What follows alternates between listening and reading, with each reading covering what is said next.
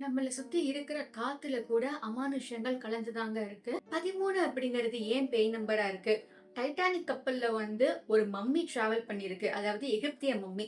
அந்த மம்மி ஒரு துரதிர்ஷ்டமான மம்மி. அதனால தான் டைட்டானிக் கப்பல் கவுந்துச்சு அப்படிங்கிற விஷயத்துல ஆரம்பிச்சு, நாய்கள் தற்கொலை பண்ணிக்கிறது. இந்த புத்தகம் நெடுகிலுமே ஏகப்பட்ட மர்மமான விஷயங்கள் சொல்லப்பட்டிருக்கு. இன்னைக்கு நம்ம வீடியோல பேசப்போற புத்தகம் வெளிச்சத்தின் நிறம் கருப்பு அப்படின்னு முகில் சார் அவர்கள் எழுதின புத்தகம். நிஜமாவே ரத்தத்தை உறைய வைக்கிற, ராத்திரியில உங்க தூக்கத்தை கெடுக்கிற மாதிரியான இருக்க மர்மமான சம்பவங்களோட தொகுப்பு தான் இந்த புத்தகமே. இந்த புத்தகம் சிக்ஸ்த் சென்ஸ் பப்ளிகேஷன்ஸ். இதோடைய விலை ரூ. 388.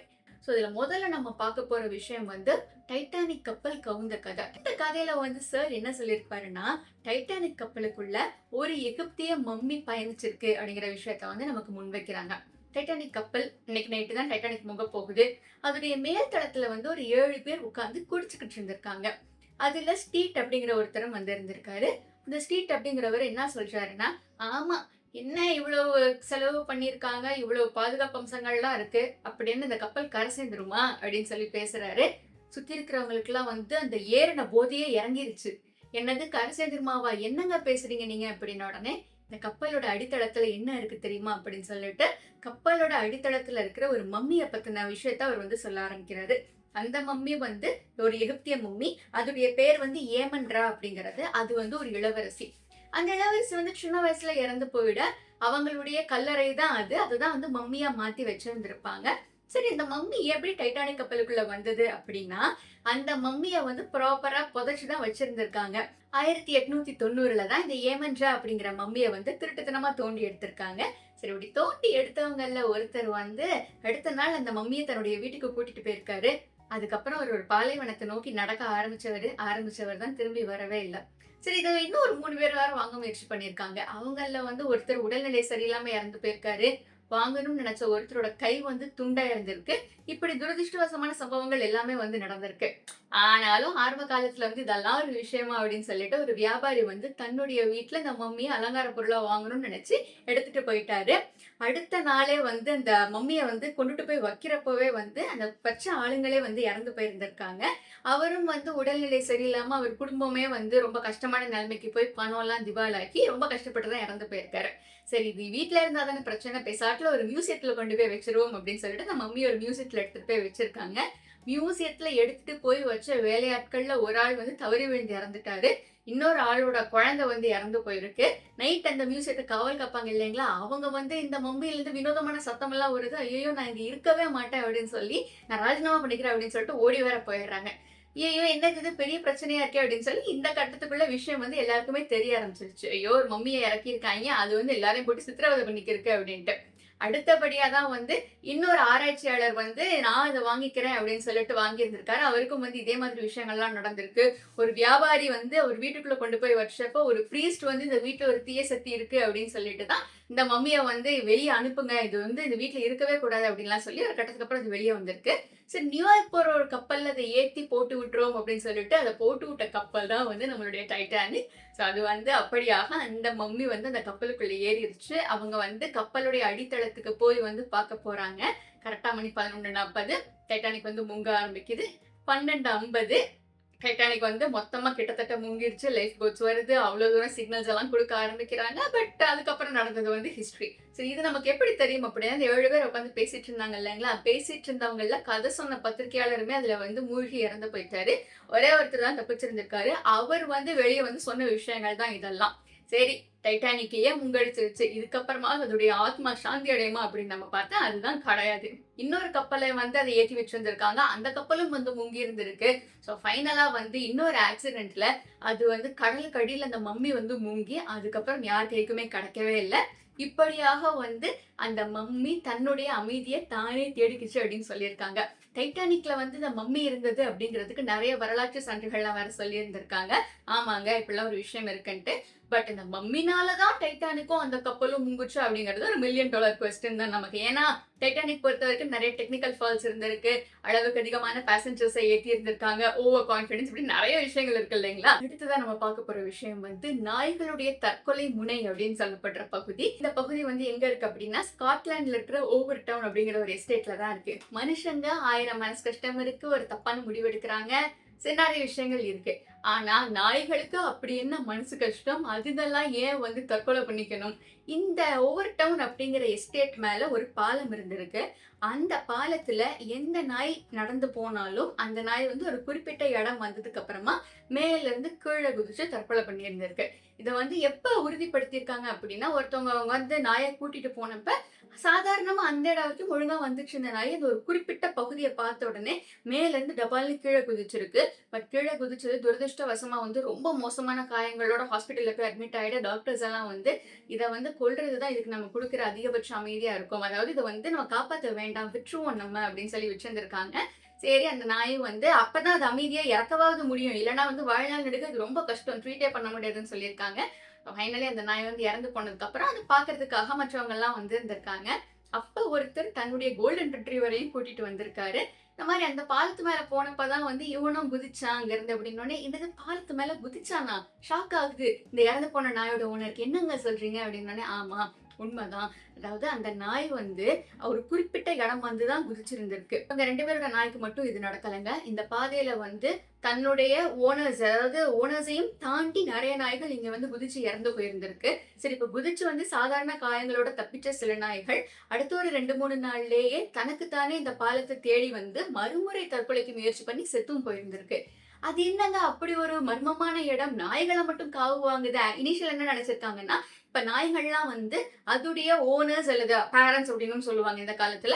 பட் அவங்களுடைய அதோட அப்பா, அம்மா அவங்களுடைய அந்த உணர்வுகள தான் அது வந்து பிரதிபலிக்கும். அவங்க வந்து நல்லா சந்தோஷமா மனசுக்கு நிம்மதியா இருக்கிறப்ப, இதுவும் நிம்மதியா இருக்கும். அவங்களுக்கு ஒரு ஸ்ட்ரெஸ் இருந்தா இவங்களுக்கும் வந்து ஆட்டோமேட்டிக்கா அந்த நாய்க்குட்டிக்கும் ஸ்ட்ரெஸ் வந்துரும் அப்படிங்கிறது எல்லா காலத்திலயுமே வந்து ஏற்றுக்கொள்ளப்பட்ட ஒரு ஆராய்ச்சி தான். சரி, இப்ப ஏன் அந்த ஒரு இடத்துல மட்டும் வந்து குதிக்குது அப்படிங்கிறப்ப, இதுக்கு 2 கதைகள் சொல்றாங்க.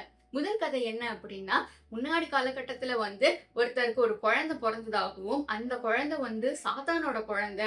இந்த குழந்தை வந்து பொறந்துச்சுன்னா கிறிஸ்டியானிட்டிக்கே வந்து ஒரு பெரிய அழிவ தேடி கொடுத்துரும் அப்படின்னு சொல்லி, ஒருத்தர் தன்னுடைய குழந்தையோட மேலருந்து கீழ குதிச்சிருக்காரு. அவர் வந்து தப்பிச்சுட்டாரு. ஆனா அந்த குழந்தை வந்து இறந்து போயிருச்சு. ஸோ அந்த குழந்தையோட ஆவி தான் வந்து அந்த இடத்துல சுத்திக்கிட்டு இருந்திருக்கு. அதனால தான் வந்து இப்படியெல்லாம் நடக்குது அப்படின்னு சொல்லி ஒரு கதைய சொல்லியிருந்திருக்காங்க. இன்னொரு கதை வந்து, இந்த பழங்காலத்து மக்களுடைய நம்பிக்கை, இந்த பாலத்துல தான் சொர்க்கமும், நரகமும் வந்து சந்திக்கும் அப்படிங்கிறது. ஆக மொத்தம் ஏதோ ஒரு மிரட்சியான ஒரு விஷயத்த பார்த்து தான் நாயெல்லாம் குதிச்சிருக்கு. சரி, இதுலயே வந்துட்டு வயசான நாய்கள் எல்லாம் வந்து கூட்டிட்டு போய் பண்ணியிருந்திருக்காங்க. வயசான நாய்கள் வந்து ஒரு நாயெல்லாம் அந்த இடத்துல இருந்து தன்னால எம்பி குதிக்க முடியல. ஏன்னா அதுக்கு வயசாயிடுச்சு. லிட்டரலி ஒரு 19 வயசு நாய். அப்ப எவ்ளோ வயசு யோசிச்சு பார்த்துக்கோங்க. அது வந்து அந்த இடத்துக்கு வந்தோனே தனக்கு அப்படியே கைய போட்டு பிராண்டுது, கால போட்டு பிராண்டுது. ஆனா அதனால எம்பி குதிக்க முடியல. விட்டிருந்தா அதுவும் வந்து குதிச்சிருக்கும். சரி, ஒரு சில பிரீட்ஸ் மட்டும் தான் குதிக்குதா? வேற ஒரு சில பிரீட்ஸ் எல்லாம் குதிக்கலையான்னு டெஸ்ட் பண்ணியிருந்திருக்காங்க. அத தாண்டி வந்து ஒரு கீழ அந்த பாலத்துக்கு கீழ வந்து என்ன வகையான மிருகங்கள்லாம் வாழுது? ஒருவேள அத வேட்டையாட குதிச்சிருக்கா? அப்படி இப்படின்னு சொல்லி நெறைய விஷயங்கள ரிசர்ச் பண்ணியிருந்திருக்காங்க. ஆனாலுமே வந்து இதுக்கு இப்ப வரைக்கும் ஒரு ப்ராப்பர் தீர்வு கிடைக்கல. எது எப்படினாலும் நாய்க்குட்டியோட வந்து அந்த ஒரு பாலத்துக்கு வந்து பெருசா யாரும் போக விருப்பப்படுறது கிடையாது. ஸ்கை டெக்கோஃபோபியா இந்த வார்த்தை வந்து நம்மள பெரும்பாலானவை கேள்விப்பட்டிருக்க மாட்டோம். இதோடைய அர்த்தம் என்னன்னா, 13 அப்படிங்கிற எண்ணுடைய பயம் அப்படிங்கிறது தான் அது. 13 அப்படிங்கிறது உலகம் வந்து எவ்வளவோ மாறிடுச்சு, எவ்வளவோ டெக்னாலஜி வந்துருச்சு நம்ம 1000 சொன்னாலும் 13, அதுலயும் குறிப்பா 13 த ஃப்ரைடே அப்படிங்கிற விஷயத்த பத்தி எல்லாருக்குமே வந்து ஒரு பயம் இருக்கத்தான் செய்யுது. ஏன் 13ஆம் தேதி மத்தியானம் 13:13 அப்படிங்கிற நேரத்துக்கு அனுப்பப்பட்ட அப்போலோ 13 அப்படிங்கிற ஏவுகணை தான் வந்து அமெரிக்காவுடைய ஃபெயிலியர் ஆன ஒரே ஏவுகணை அந்த ஒரு காலகட்டத்துல. அது வந்து இந்த 13 அப்படிங்கிற நம்பர் இருந்ததுனால தான் ஃபெயிலியர் ஆச்சு அப்படிங்கிற உறுதியான சான்றுகள் எல்லாம் வந்து சொல்லிட்டு இருக்காங்க. ஏன்னா அது வந்து லிட்டரலி வெடிச்சிருச்சு அது. ஆனா வந்து இந்த 13 அப்படிங்கிறது ஏன் என்ன நடந்திருக்கு இந்த 13 நம்பர்ல? ஏதாவது ஒரு ரீசன் இருக்கணும் இல்லைங்களா? ஆரம்பத்துல வந்து ஒருத்தர் மூலமா தான் இந்த கதை வந்து ஆரம்பிக்குது. ஒருத்தர் வந்து இந்த மாரி ஃபாரின் போறாரு. அவருடைய அந்த ஃபிளாட் நம்பர் வந்து 13A அப்படின்னு சொல்லிட்டு இருக்கு. அவர் மேல போறாரு, கீழ இறங்குறாரு. 12 இருக்கு, 14 இருக்கு, 13 மட்டும் இல்ல. அடுத்து போய் கேட்கிறப்ப என்னங்க 13 இல்ல அப்படின்னோனே, இது இல்ல, அது வந்து பக்கத்து பில்டிங், அங்கேயும் வந்து இருக்காது. அதுக்கு பதிலா வந்து 12:30, 14, 14:30 அந்த மாதிரி வந்து அத சுத்தி இருக்கிற நம்பர்ஸோடைய 0.5 வச்சு கூட வைப்பாங்களே தவிர்த்து 13 அப்படிங்கிற நம்பர வந்து யூஸே பண்ண மாட்டாங்கப்பா அப்படின்னு சொல்லியிருக்காங்க. சரி, இந்த 13 அப்படிங்கிற நம்பருக்கு பின்னாடி இருக்கிற மர்மம் என்ன அப்படின்னு நம்ம பார்த்தோம் அப்படின்னா, பாபிலோனிய அரசர் காலகட்டத்துல தான் வந்து இந்த 13 அப்படிங்கிற நம்பர பத்தின பயம் இருந்திருக்கு. ஆரம்ப காலத்திலே வந்துட்டு இந்த 13 நம்பர் வேணாம் அப்படின்னு சொல்லி அந்த காலகட்டத்துல சொல்லியிருந்திருக்காங்க. இயேசு அவர்களுடைய கடைசி விருந்துல கலந்துக்கிட்டவங்க வந்து 13 பேர். அந்த 13வதா வந்து யூதாஸ் அவர்கள் தான் வந்து இயேசு அவர்கள் சிலுவையில அறையப்பட காரணமா இருந்தார் அப்படின்னு ஒரு ரீசன் சொல்றாங்க. இன்னொரு ரீசன் வந்து வைக்கிங் இன மக்களோட புராண கதைகள்ல எல்லாம் வந்து கடவுள்கள் 10 பேர் ஒரு விருந்துல கலந்துக்கிட்டு இருந்திருக்காங்க. 13வதா வந்து ஒரு சாத்தானுங்களோட இந்த விருந்துல கலந்துக்கிட்டு இருந்திருக்கு. அதுக்கப்புறமா வந்து நிறைய மோசமான விஷயங்கள்லாம் நடந்திருக்கு அப்படின்னு சொல்லியிருக்காங்க. நிறைய ஹோட்டல்ஸ்ல அந்த காலத்துல வந்து 13 பேர் சாப்பிட போனாங்க அப்படின்னா அவங்களே தங்களுடைய சொந்த செலவுல 14வதா ஒரு ஆளை வந்து உட்கார வைப்பாங்க. ஏன்னா அந்த 13 பேர் ஒரு விருந்துல கலந்துக்கிட்டாங்கன்னா அடுத்த சில வருடங்கள்ல எல்லாருமே வந்து இறந்து போயிடுவாங்க அப்படிங்கறதும் வந்து ஐதீகமா இருந்திருக்கு. ஆதாம் ஏவாள் 2 பேருமே வந்து ஆப்பிள் சாப்பிட சொல்லி சாத்தான் தூண்டும் இல்லைங்களா? அது நடந்ததும் ஒரு வெள்ளிக்கிழமை தான் அப்படின்னு சொல்லியிருக்காங்க. பல நாடுகள்ல வந்து மரண தண்டனைகளை நிறைவேற்றுறது வெள்ளிக்கிழமை அன்னைக்கு தான். அதுவும் வந்து குறிப்பு சொல்ல போனா 13ஆம் தேதி தான். இதெல்லாம் வந்து நம்ம டிஃபர் ஆகிறோம் அப்படிங்கிற பாயிண்டையும் சார் வச்சிருந்திருக்காரு. நம்ம ஆளுங்க வந்து அந்த 13th ஃப்ரைடே அப்படின்னு வர்றப்ப சோசியல் மீடியால பேசுவாங்களே தவிர்த்துட்டு அவ்வளவு ஸ்ட்ராங்கா வந்து இந்திய பகுதிகளில் அந்த ஒரு நம்பிக்கை இருக்கா அப்படின்னா அது வந்து கம்மியா தான் இருக்கு. பெரிய பெரிய நிறுவனங்கள் கூட தங்களுடைய சாஃப்ட்வேர் அப்டேட்ஸ்ல எல்லாம் வந்து 12, 14 தான் விடுவாங்க. 13 வந்து விட மாட்டாங்க அப்படிங்கிற பாயிண்ட் டைம் வந்து சார் இதுல எம்பசைஸ் பண்ணியிருக்காங்க. எது எப்படியோ இந்த 13 வெள்ளிக்கிழமை காம்பினேஷன் வந்தாலே நிறைய பேர் வந்து அவங்களுக்கு உடம்பு சரியில்லாம இருக்கோ இல்லையா, ஐயோ அது நடந்துரும் அப்படின்னு சொல்லியே வந்து பாதி பேருக்கு பாதி பிரச்சனைகள் வர்றதாகவும் வந்து சார் சொல்லியிருந்திருக்காங்க. நீங்க இந்த 13ஆம் நபரை பத்தி என்ன நினைக்கிறீங்கன்னு கமெண்ட்ல சொல்லுங்க. அடுத்ததா வந்து நடக்க போறத முன்னாடியே தெரிஞ்சுக்கக்கூடிய டோரோத்தி அப்படிங்கிற பெண்ணை பத்தி சார் வந்து சொல்லியிருந்திருக்காரு. அடுத்த நிமிஷம் என்ன நடக்கும் அப்படின்னு தெரியாத ஒரு சுவாரஸ்யம் இருக்க கொண்டுதான் நம்ம வாழ்க்கை வந்து ஏதோ ஒரு எண்ணத்துல வந்து நம்ம எல்லாம் வாழ்க்கையை வந்து ஓட்டிக்கிட்டு இருக்கோம். அதாச்சும் நல்லா நடந்துரும் அப்படின்னு சொல்லிட்டு. பட் அடுத்த வினாடி உங்களுக்கு நடக்க போற நல்லது கெட்டது ரெண்டுமே முன்னாடி தெரிஞ்சிருச்சுன்னா என்ன நடக்கும் அப்படிங்கறத பேசுற மாதிரி ஒருத்தவங்களோட கதை தான் இது. உங்களுக்கு வந்து சின்ன வயசுல இருந்தே இந்த மாதிரி ஒரு இன்ட்யூஷன் வந்து இருந்திருக்கு. இவங்க அப்பா சாக போறத கூட இவங்க வந்து அவங்க அம்மா கிட்ட சொல்லிட்டு இருக்காங்க, அப்பா இறக்க போறாரு அப்படின்னு சொல்லிட்டு. அவங்க அம்மா வந்து ஐயே என்ன நல்லா இருக்கிற மனுஷனை போய் சாக போறாருங்கிறது அப்படின்லாம் யோசிச்சிருக்காங்க. பட் கொஞ்சம் காலகட்டத்துக்கு அப்புறம் அவங்க அப்பா இறந்து போயிட்டாங்க. அதனால இந்த பொண்ணு வந்து முன்னாடில இருந்தே தன்னை மனசளவுல வந்து ரொம்ப ஸ்ட்ராங்கா தான் வச்சிருந்திருக்கு. இதுக்கு அடுத்துதான் அவங்க அம்மா வந்து சொல்றாங்க, இந்த மாதிரி உனக்கு வந்து கிடைச்சிருக்கிறது வந்து ஒரு நல்ல சக்தி. என்னைக்குமே நீ இதை வச்சு கேஷ் ஆன் பண்ணிடக்கூடாது. இதை வச்சு நீ காசு சம்பாதிக்கணும்னு யோசிச்சிடக்கூடாது. மற்றவங்களுக்கு உதவுறதுக்காக மட்டும்தான் இந்த சக்தியை யூஸ் பண்ணணும்னு சொல்லியிருந்திருக்காங்க. டோரோத்தி அவர்களும் வந்து மனோதத்துவ நிபுணர் ஆயிடுறாங்க வருங்காலத்துல. நிறைய பேரோட நிறைய விஷயங்களை வந்து ஷேர் பண்ணிக்கிறப்ப வந்து இவங்க அதுக்கான சொல்யூஷன்ஸ் எல்லாம் சொல்றாங்க. எப்போ ஒரு ட்விஸ்ட் வருது அப்படின்னா இவங்க கனவுல ஒரு நாள் வந்து ஒரு பையன் ஒரு ஆத்துல மூழ்கி இறக்குறதா ஒரு கனவு வருது. போலீஸ் ஸ்டேஷன் உடனே இவங்க போய் சொல்றாங்க, இந்த மாதிரி வந்து எனக்கு இந்த மாதிரி இன்ட்யூஷன் எல்லாம் உண்டுங்க அப்படின்னு. போலீஸ்காரங்க வந்து ஒரு மாதிரி சந்தேகத்திலே தான் பார்ப்பாங்க. ஆனா இவங்க சொன்ன அங்க அடையாளங்களோடய வந்து ஒரு பையன் காணாம போயிட்டான் அப்படின்ற விஷயமும் வந்து வெளியே வருது. அதுக்கப்புறமா அந்த பையனை தேடலாம் ட்ரை பண்றாங்க. பட் இவங்க சொன்ன க்ளூஸை வச்சு அந்த பையனை சடலமா தான் மீட்க முடிஞ்சது. இதே மாதிரியே வந்து அடுத்தடுத்த கேசஸ்லயும் வந்து டோரோத்தி கிட்ட வந்து ஹெல்ப் கேட்கறாங்க.